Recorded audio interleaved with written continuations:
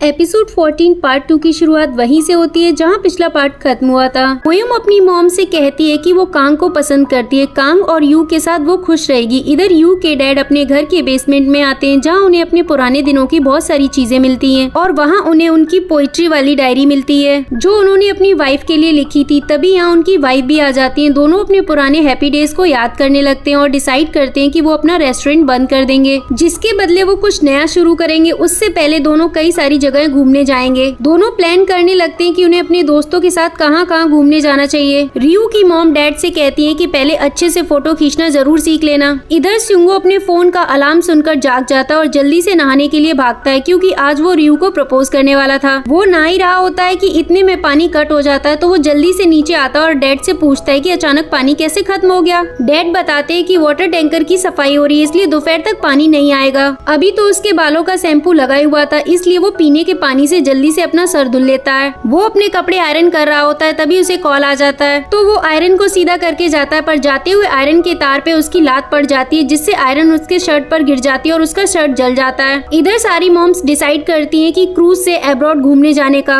इसमें बहुत ज्यादा खर्चा होने वाला था जिसकी रियू की मॉम को सबसे ज्यादा टेंशन थी क्योंकि उनकी तीनों फ्रेंड्स अच्छे से सेटल थी। अब उन्हें ऐसे परेशान होता हुआ देख सिंगो की मॉम देख लेती है जिससे वो समझ जाती है कि उन्हें पैसों का प्रॉब्लम है। इधर रियू के डैड सिंगो के डैड को ट्रीट देते हैं और उन्हें ये रेस्टोरेंट बंद करने के बारे में बताते हैं और इस पार्टी के बदले वो उन्हें अच्छे से फोटो खींचने सिखाने के लिए कहते हैं। इसके लिए सिंगो के डैड मान जाते हैं। इधर स्कूल की छुट्टी के बाद यू मोएम के मॉम के ऑफिस में आती है। पूछने पर बताती है कि मैं आपको कुछ देना चाहती हूँ तो यू एक अपने हाथों से बना हुआ ऑरिगानी फ्लावर देती है। मोएम की मॉम पूछती है ये क्या है। यू कहती है कि मैं जिन्हें पसंद करती हूँ सिर्फ उन्हें ही देती हूँ और बताती है सबसे अच्छे कलर से मैंने इसे बनाया है क्योंकि मुझे आपको देना था। आपको मैंने कितने टाइम से स्माइल करते हुए नहीं देखा इसीलिए मैंने खास आपके लिए बनाया। उन्हें ये फ्लावर देकर यू चली जाती है। मोएम की मॉम को ये बहुत ही अच्छा लगता है और सुबह यू से थोड़ा रूडली बिहेव करने के लिए उन्हें अपने आप पे गुस्सा आता है। इधर सिंगो अपनी कार में विल यू मैरी का डेकोरेशन करवाता है जिसे देखकर वो बहुत ही ज्यादा खुश हो रहा होता है। इधर रियू के वीडियो पे ज्यादा व्यूज नहीं आए थे इसीलिए वो बहुत अपसेट हो जाती है। तभी उसे याद आता है कि उसे सिंगो ने मिलने के लिए बुलाया था और जल्दी से तैयार होकर आती है और पूछती है कि आज हम कहाँ जाने वाले हैं। सिंगो कहता है वहाँ जाने से पहले खाना खा लेते हैं, मैंने हमारी रिजर्वेशन कर रखी है। जाते हुए वो ट्रैफिक में रुके ही थे कि तभी उसके पीछे वाली कार सिंगो की कार को टक्कर मार देती है जिससे कार के पीछे का हिस्सा टूट जाता है और इसी वजह से सिंगो को कार को गैरेज भेजना पड़ता है और उसके प्रपोजल का पहला प्लान फ्लॉप हो जाता है। रियू कहती है कोई बात नहीं, हम लोग कैब से रेस्टोरेंट चले जाएंगे। तो कैब लेकर दोनों रेस्टोरेंट पहुँचते हैं। ये वही रेस्टोरेंट था जिसके लिए सिंगो को अवार्ड मिला था लेकिन आज यहाँ पे और दूसरा कोई भी नहीं था। ये देख रियू पूछती है क्या सच में ये जगह फेमस है क्योंकि यहाँ तो कोई कस्टमर ही नहीं है। तभी शेफ उनका खाना लेकर आते हैं जिन्होंने रियू की बात सुन ली थी तो वो रियू को बताने ही जा रहे होते हैं कि ये जगह आज के लिए सिंगो ने बुक की है, पर सिंगो ने बीच में ही रोक देता है एंड कहता है कि ये रेस्टोरेंट और शेफ दोनों ही बहुत ज्यादा फेमस है। शेफ उन्हें उनकी खास डिश के बारे में बता ही रहे थे तभी उन्हें हॉस्पिटल से कॉल आता है कि उन्हें बेबी हुआ है। जो सुन शेफ बहुत ही ज्यादा खुश हो जाते हैं। सिंगो को पूछने पर वो इस बारे में उसको बताते हैं। सिंगो कहता है कि आपको मुझे पहले बताना चाहिए था, ऐसी बात थी तो मैं आज के दिन आपको परेशान नहीं करता। रियू कहती है फिर तो आपको अभी जाना चाहिए। सिंगो ने कहता है कि आप जाइए, मैं यहाँ संभाल लूंगा। तो शेफ उसके कान में आकर गुड लक कहते हैं और बताते कि फ्रिज में केक रखा हुआ है। रियू कहती है हमें जल्दी से खाना खाकर चले जाना चाहिए। सिंगो कहता है नहीं, वो शेफ ने हमारे लिए केक बनाया है डेजर्ट में तो उसे बिना खाए जाना ठीक नहीं होगा। इसके बाद सिंगो किचन से केक लेने जाता है जिसमें लिखा हुआ था विल यू मैरी मी। तो वो बहुत ही हिम्मत करके केक को बड़ी केयरफुली लेकर आ ही रहा होता है लेकिन रियू के पास पहुँचने से पहले उसका अपने ही पैर से पैर टकरा जाता है जिससे केक नीचे गिर जाता है और उसका ये प्रपोजल प्लान भी फ्लॉप हो जाता है। इस सब की वजह से सिंगो बहुत ही ज्यादा अपसेट हो जाता है। इधर शाम को सिंगो की मॉम रियू के घर आती है। रियू की मॉम जेली बना रही थी तो वो उन्हें भी ले जाने के लिए कहती है और बताती है कि लगता है हमारे हस्बैंड अच्छे दोस्त बन गए, मैंने सुना है आज दोनों साथ में हमारे शॉप में खाना खा रहे थे। सिंगो की मॉम कहती है कि मुझे तुमसे कुछ बात करनी है, हमने जो क्रूज ट्रिप के बारे में डिसाइड किया था और कहती है चलो साथ में चलते हैं। रियू की मॉम कहती है कि अभी उन्होंने इस बारे में सोचा नहीं है, वो सोचेंगी। सिंगो की मॉम कहती है अगर पैसों की बात है तो मैं दे दूंगी। जो सुन रियू की मॉम को बिल्कुल भी अच्छा नहीं लगता है। रियू की मॉम कहती है तुम मेरे लिए पैसे क्यों दोगी। सिंगो की मॉम कहती है क्योंकि मैं तुम्हारे साथ जाना चाहती हूँ और वैसे भी इतने भी ज्यादा पैसे नहीं है और एक फ्रेंड दूसरे फ्रेंड के लिए इतना तो कर ही सकता है। रियू की मॉम कहती है नहीं, फ्रेंड्स ऐसा नहीं करते, इतने पैसे कोई भी दोस्त उधार नहीं देता। सिंगो की मॉम कहती है कम ऑन यार, हम लोग कोई नए दोस्त थोड़ी है, 40 साल से हम दोनों बेस्ट फ्रेंड्स हैं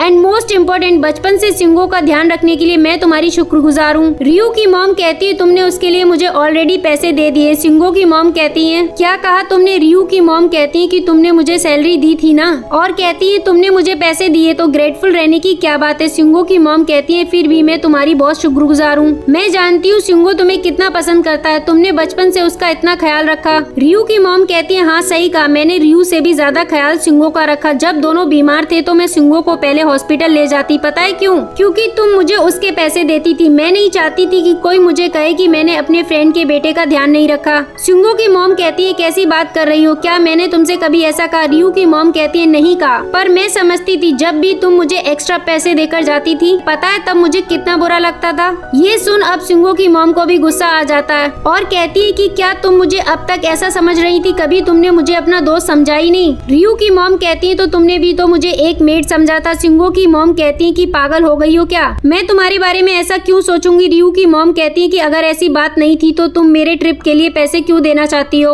आखिरकार तुम मुझ पे तरस खाने वाली होती कौन हो? सिंगो की मॉम कहती है इसे तरस खाना नहीं दोस्ती कहते हैं। ये सुनते ही रियू की मॉम तो फाइटिंग शुरू कर देती है और दोनों के बीच बहुत भयंकर लड़ाई होने लगती है। तभी यहाँ दोनों के हस्बैंड पहुँच जाते हैं जो दोनों को अलग करते हैं। सिंगो की मॉम कहती है कि आज से हमारी दोस्ती खत्म। रियू की मॉम कहती है हाँ मुझे भी हमारी फ्रेंडशिप नहीं रखनी। दोनों और ज्यादा झगड़ने लगते हैं, इसलिए सिंगो के डैड अपनी वाइफ को यहाँ से ले जाते हैं। तो बस एक छोटी सी मिसअंडरस्टैंडिंग की वजह से दोनों का झगड़ा हो गया था। इधर रियू तो सिंगो के ऑफिस में होती है जहाँ वो वीडियो के लिए एक नई डिश की तैयारी कर रही थी। तभी उसके वीडियो पे एक कमेंट आता है जिसे पढ़ वो बहुत ही ज्यादा इमोशनल हो जाती है। सिंगो पूछता है क्या हुआ, तो रियू वो कमेंट दिखाती है जिसमें लिखा था कि मेरी मॉम को कैंसर है और अभी भी उनका कीमोथेरेपी चल रहा है, लेकिन उनसे कुछ भी खाया नहीं जा रहा था। पर हेल्दी खाने की रेसिपी ढूंढते हुए मुझे आपका ये वीडियो मिला तो मैंने आपकी रेसिपी देखकर बनाया। इतने दिनों बाद फाइनली मेरी मॉम ने कुछ खाया और उन्हें ये बहुत ही पसंद आया, इसके लिए थैंक यू सो मच। सिंगो कहता है देखा ना कितना पसंद आया इन्हें, तो तुम क्यों रो रही हो? रियू बताती है क्योंकि मैं इनका दर्द फील कर सकती हूँ, मेरी भी कीमोथेरेपी के दौरान ऐसी हालत थी, मुझसे भी कुछ खाया नहीं जाता था, इवन पानी तक मेरे गले से नहीं उतरता था। और अब जब मुझे पता चला कि मेरा बनाया हुआ खाना किसी को पसंद आया, मेरे जैसे ही किसी को पसंद आया, तो मुझे बहुत ही अच्छा लगा और ये जानने के बाद मैं बहुत ही मोटिवेटेड फील कर रही हूँ। मुझे उनके लिए और खाना बनाने का मन कर रहा है जो अभी मेरे जैसे दर्द में। मैं उन्हें बताना चाहती हूँ कि सब ठीक हो जाएगा, बस आपको हेल्दी खाना खाते रहना है। सिंगो कहता है ये काम तुमसे बेहतर और कोई नहीं कर सकता। रियू कहती है इसलिए मैं और मेहनत से वीडियो बनाऊंगी। ये सुनकर सिंगो बहुत ही इमोशनल हो जाता है। रियू पूछती है क्या हुआ? सिंगो कहता है जब तुम बीमार थी, कुछ भी नहीं खा पा रही थी, तो मैं सोच नहीं सकता कि तुम्हें कैसा फील हो रहा होगा। आई एम सॉरी, मैं तुम्हारे साथ नहीं था और मुझे इस बात का रिग्रेट अपनी पूरी लाइफ रहेगा। रियू कहती है प्लीज ऐसे मत कहो, इसमें तुम्हारी कोई गलती नहीं है। सिंगो कहता है इसीलिए क्या तुम मुझे मेरी बाकी की जिंदगी तुम्हारे साथ बिताने का मौका देना चाहोगी? ये सुन रियू हैरान होती है। सिंगो कहता है मेरा ये प्लान नहीं था, पर सुबह कार के साथ प्रॉब्लम हो गई, फिर मुझसे वो केक भी गिर गया, बट फॉर्चुनेटली अभी भी मेरे पास एक चीज है। ये बोलकर वो एक ब्रेसलेट निकालता है और उसे शादी के लिए प्रपोज करता है। जो सुन रियू मना कर देती है एंड कहती है मैं तुमसे शादी नहीं कर सकती। जो सुन सिंगो शॉक्ड रह जाता है। यहीं पर सीन चेंज होता है। नेक्स्ट डे सिंगो का ऑफिस में बिल्कुल भी मन नहीं लग रहा था क्योंकि वो बस रियू के बारे में ही सोचे जा रहा था और उसे समझ नहीं आ रहा था कि रियू ने उसका प्रपोजल क्यों रिजेक्ट कर दिया। तभी कांग उससे मिलने आता है। सिंगो कांग को अपने प्रपोजल के बारे में बताता है और उससे पूछता है कि आखिरकार रियू ने मेरा प्रपोजल क्यों रिजेक्ट कर दिया, और कहता है मुझे लग ही रहा था कुछ तो गड़बड़ होगा क्योंकि कल सुबह से मेरे साथ बहुत सारी प्रॉब्लम हो रही थी। कांग कहता है फिर तुम्हें प्रपोजल पोस्टपोन कर देना चाहिए था। सिंगो कहता है क्या बोल रहे हो? कांग कहता है छोड़ो आगे बताओ और क्या हुआ। सिंगो बताता है कि फाइनली मैंने ब्रेसलेट और लेटर निकाला और रियू को शादी के लिए प्रपोज किया, लेकिन उसने मुझे तुरंत ही मना कर दिया। कांग कहता है ब्रेसलेट से कौन प्रपोज करता है? सिंगो कहता है ब्रेसलेट ही प्रॉब्लम है ना, मुझे लगा ही था। लीना ने मुझसे कहा था रिंग लेने के लिए, पर पता नहीं मुझे ब्रेसलेट लेने की क्या सूझी। पक्का इसी वजह से रियू ने मुझे रिजेक्ट किया होगा। कांग कहता है मुझे ऐसा नहीं लगता, शायद वो उस टाइम भूखी रही होगी क्योंकि मैंने सुना है लड़कियां जब भूखी होती हैं तो वो कुछ भी कह देती हैं। सिंगो कहता है सही कहा, रियू बचपन से ही भूख सहन नहीं कर पाती थी और कल दिन में ही हमने थोड़ा सा ही खाना खाया था। पक्का वो बहुत भूखी रही होगी, मुझे उसे कुछ खाना खिला देना चाहिए था, फिर प्रपोज करना चाहिए था। इधर रियू सिंगो के प्रपोजल के बारे में सोच रही होती है और बहुत ही सैड होती है। इधर रियू की मॉम अपने हस्बैंड को बताने लगती है मैं ही पागल थी जो उसके लिए हर रोज इतना खाना बनाती थी। रियू के डैड कहते हैं कि उसने तुम्हें कभी बनाने के लिए भी तो नहीं कहा। मॉम कहती है फिर भी वो मेरे लिए क्यों पैसे देगी, वो बहुत ही अमीर है, तो क्या हुआ मुझ पे तरस दिखाएगी? अपनी दोस्त को पैसे का रौब कौन दिखाता है। रियू के डैड कहते हैं कि मुझे नहीं लगता कि हेन्सुक के कहने का वो मतलब रहा होगा, वो तुम्हारी पुरानी दोस्त है, शायद दोस्ती की वजह से ही उसने ये कहा होगा। पर रियू की मॉम तो ये मानने को तैयार ही नहीं थी, क्योंकि अब ये उनकी सेल्फ रिस्पेक्ट की बात थी। इधर सिंगो की मॉम भी अपने हस्बैंड से कह रही होती है कि शायद वो मुझसे बहुत जेलस है, इसीलिए वो इतने टाइम से मेरे बारे में ऐसा सोचती है। सिंगो के डैड भी उन्हें समझाने की कोशिश करते हैं कि शायद उनके कहने का ये मतलब नहीं था, पर सिंगो की मॉम तो उन्हें कुछ कहने का मौका ही नहीं दे रही थी। पर दोनों के हस्बैंड एक दूसरे के घर का हालचाल पूछते हैं और दोनों के घर की हालत सेम ही थी, इसीलिए दोनों रात को रियू की डैड के शॉप पे मिलने का डिसाइड करते। इधर सिंगो की मॉम कह रही थी कि क्या दोस्ती में इतना भी मुझे हक नहीं है, पर उसने तो कुछ और ही समझ लिया। इधर मोयम की मॉम अपने ग्रुप में मैसेज चेक कर रही थी, पर सुबह से ही किसी का कोई मैसेज नहीं आया था। तभी वो अपने सामने मोयम, कांग और यू को साथ में जाते हुए देखती है। तीनों बहुत ही हैप्पी जा रहे होते, तभी यू के शूलेस खुल जाते तो मोयम उसे शूलेस बांधने का एक नया तरीका सिखाती है। ये देखकर मोयम की मॉम को मोयम के बचपन की याद आ जाती है। उसे भी शूलेस बांधना नहीं आता था, इसीलिए उसके बार बार शूलेस खुल जाते थे। तब मोयम की मॉम ने उसे एक नया तरीका सिखाया था शूलेस बांधने का। ऐसे ही मोयम को यू के साथ देखकर और उन तीनों को साथ में इतना खुश देखकर उनकी नाराजगी खत्म हो जाती है। तो शाम को जब तीनों घर के बाहर से गुजर रहे थे तो वो मोयम को सबके लिए खाना ऑर्डर करने के लिए कहती है और कांग से पूछती है तुम्हें क्या खाना पसंद है, और यू के लिए उसका फेवरेट नूडल्स ऑर्डर करने के लिए कहती है। ये सुन यू बहुत ही ज्यादा हैप्पी हो जाती है, तो मोयम की मॉम उसे गोद में उठा लेती है और सबको घर पे आने के लिए कहती है, जो देख कांग, मोयम, यू तीनों ही बहुत खुश हो जाते हैं। इधर रियू और सिंगो के डैड शॉप में मिलते हैं अपनी वाइफ के बारे में डिस्कशन करने के लिए, जिनकी फाइट सुलझाने के लिए दोनों बैठते हैं साथ में ड्रिंक करते हुए। काफी रात हो जाती है। रियू के डैड जब घर नहीं आते तो रियू की मॉम अपनी दुकान के पास वाली दुकान में फोन करती है, जो उन्हें बताते हैं कि रियू के डैड तो सिंगो के डैड के साथ हैं और शॉप में दोनों ड्रिंक कर रहे हैं। इधर सिंगो की मॉम को भी इस बारे में पता चलता, दोनों अपने अपने हस्बैंड को लेने के लिए पहुंच जाती हैं। कौन पहले शॉप में जाएगा, झगड़ते हुए दोनों घुस जाती हैं। अंदर दोनों अपने अपने हस्बैंड को ड्रंक देखती हैं। ये देखकर वो दोनों ही बहुत गुस्सा करने लगती हैं। इधर रियू को सिंगो के फोन से कॉल आता है और उसे बताया जाता है कि सिंगो यहाँ पर ड्रंक हालत में है। तो रियू जल्दी से उसी रेस्टोरेंट में पहुंच जाती है और सिंगो को उठाकर ले जाने लगती है, पर सिंगो ने इस बार बहुत ही ज्यादा ड्रंक कर ली थी, इसलिए रियू उसे उठाकर नहीं ले जा पा रही थी। इसीलिए उसे रास्ते के सामने के बेंच पे बिठाकर होश में लाने की कोशिश करती है। सिंगो को थोड़ा होश आता है तो उससे कहता है, रियू क्या तुम सच में हो,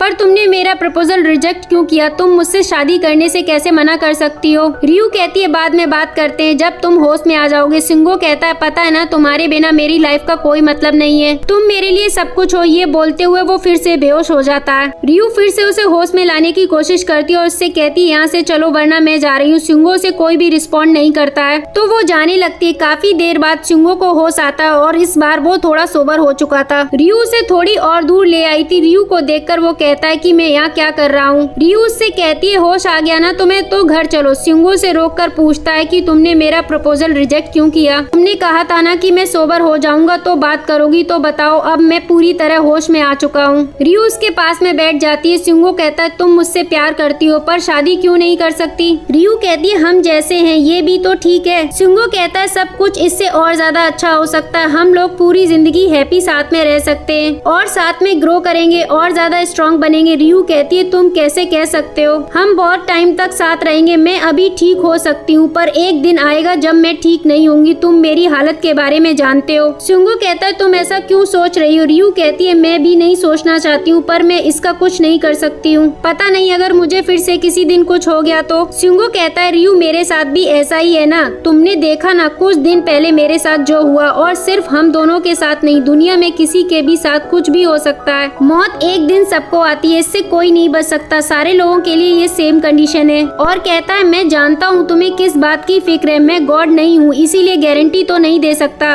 कि ऐसा नहीं होगा, पर एक बात मैं पूरे यकीन के साथ कह सकता हूँ कि मैं अपनी बची हुई सारी जिंदगी तुम्हारे साथ ही बिताना चाहता हूँ। ये बोलकर उसे गले लगा लेता है। कहता है चाहे 100 साल हो या 10 साल हो या एक दिन, जितना भी टाइम मेरे पास होगा मैं वो तुम्हारे साथ बिताना चाहूंगा। जो सुन रियू भी इमोशनल हो जाती है और कहती है मैं भी यही चाहती हूँ। सिंगो कहता है फिर क्या तुम मेरे प्रपोजल को एक्सेप्ट करोगी। रियू कहती है हाँ, अगर तुमने उस ब्रेसलेट को लौटा नहीं दिया होगा तो। ये सुन सिंगो कहता है मैं अभी घर जाकर लेकर आता हूँ। लेकिन तभी रियू अपने सामने मॉम डैड और सिंगो के मॉम डैड को देखती है और वो लोग इन दोनों को ऐसे देख लेते हैं और सब शॉक्ड रह जाते हैं। सीन के साथ एपिसोड 14 यहीं पर खत्म होता है। मिलती हूँ मैं आपसे नेक्स्ट वीडियो में। वीडियो पसंद आया तो वीडियो को लाइक करें, चैनल पर पहली बार आए तो चैनल को सब्सक्राइब करें and hit the bell icon. Thank you for listening and watching.